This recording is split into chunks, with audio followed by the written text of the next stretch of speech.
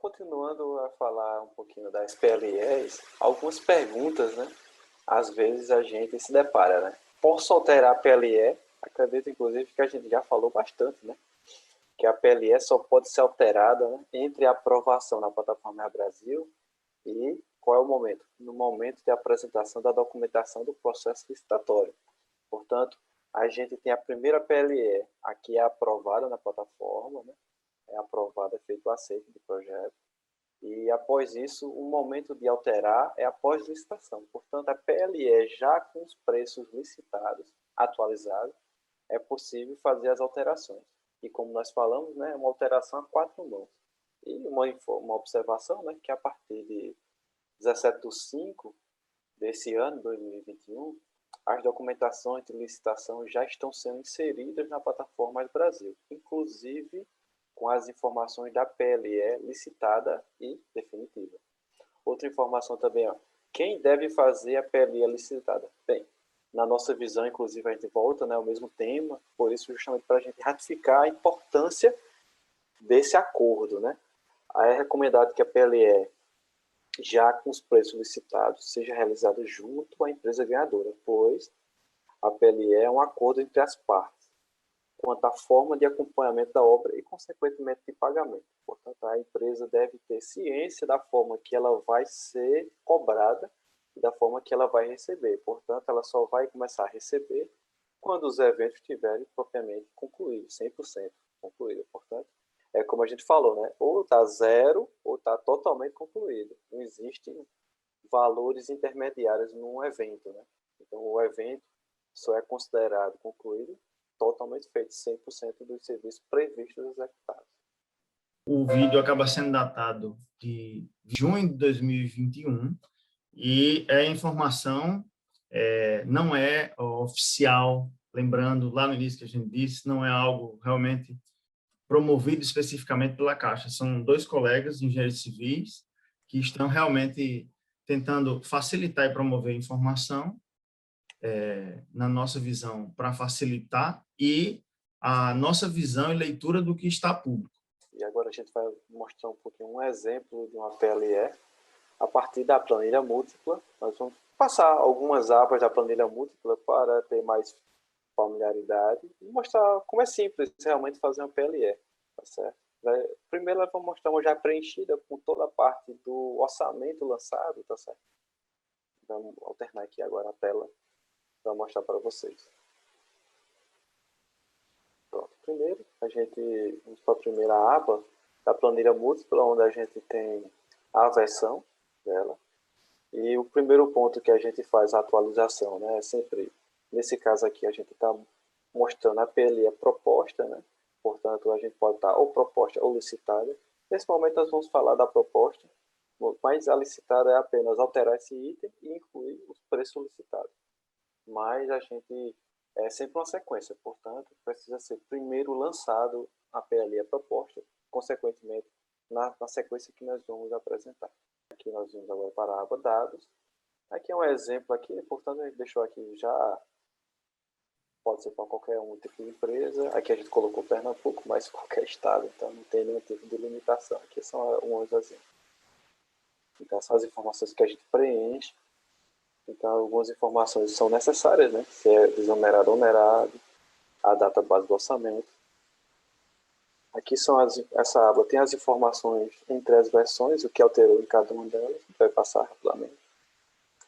Aqui é uma aba bastante importante que a gente usa, né? Em todos, imagino que é uma das abas mais interessantes, porque ela tem o detalhamento do BDI, portanto é um documento que é sempre solicitado o detalhamento do BDI, e a vantagem de usar o modelo é que você tem a certeza que a fórmula está correta e que você já tem a própria revisão após o lançamento da fórmula, já diz se está ok ou não o seu modelo. Por exemplo, aqui vamos botar um número qualquer, ó. Então ela já vai dizer que estaria fora do intervalo, então você já faz os ajustes necessários conforme está lançando.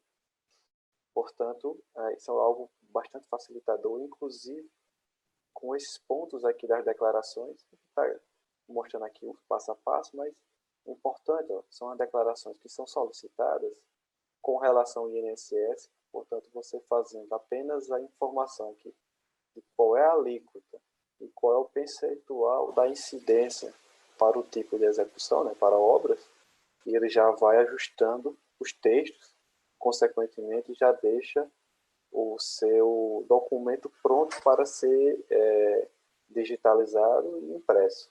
Lembrando que é importante pontuar, lá naquele momento que a gente mostrou o download da planilha múltipla, lá no site da Caixa, dentro do arquivo compactado, tem um tutorial onde ele passa de aba a aba, um tutorial em PDF, mas tem muita tela, tem muita imagem, demonstrando justamente o preenchimento e se tira dúvida. Muitas dúvidas lá, porque aqui a gente já está mostrando. Aqui nós temos já uma aba do orçamento propriamente dito, né?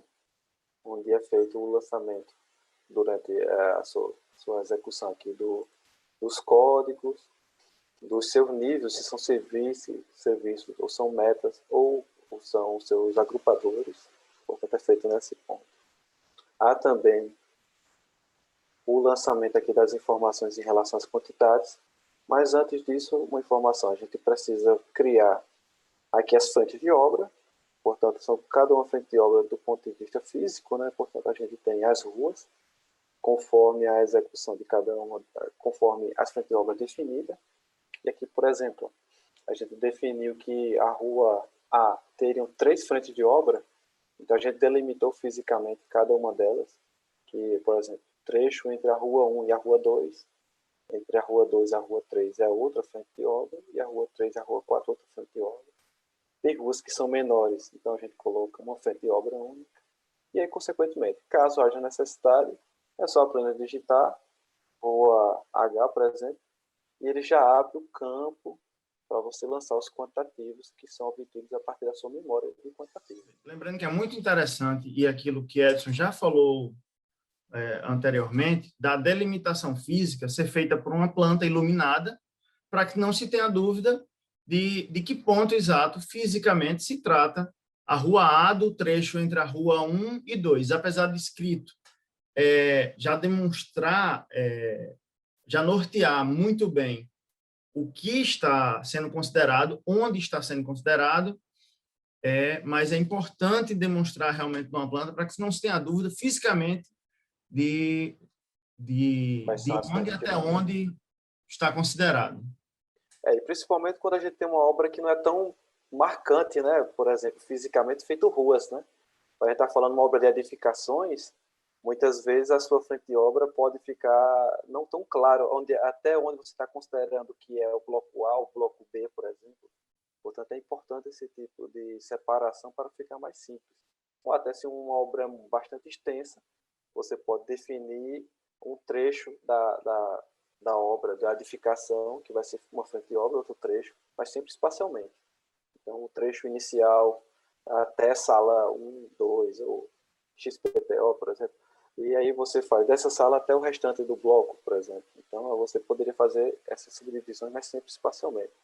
Por exemplo, já pensando já no campo, né?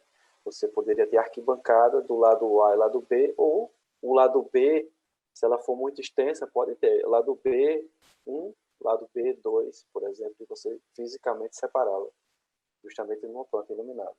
Portanto, nesta aba de cálculo, as informações que você preenche são as informações de onde vieram, você pode inclusive computar aqui no ponto, ou informar que as informações vieram de projeto, e você pode colocar de projeto de memória, a partir da memória. Portanto, você já vai saber que tem um projeto e tem uma memória que está baseando essa informação, esse quantitativo. Lembrando que essa coluna, especificamente de memória de cálculo, ela é muito pequena para se falar em uma memória de cálculo descritiva, que há necessidade de deixar a memória realmente do que está sendo colocado lá. Para uma pavimentação, pode até ser facilmente visualizado. Agora, para se ter dúvida, para não se gerar dúvidas e conferência, realmente, a memória de cálculo é muito importante que venha no documento à parte e realmente descreva por memória, por detalhes, o que está sendo feito, como está sendo gerado os cálculos dos quantitativos para cada localização vinculado a serviço e frente de obra.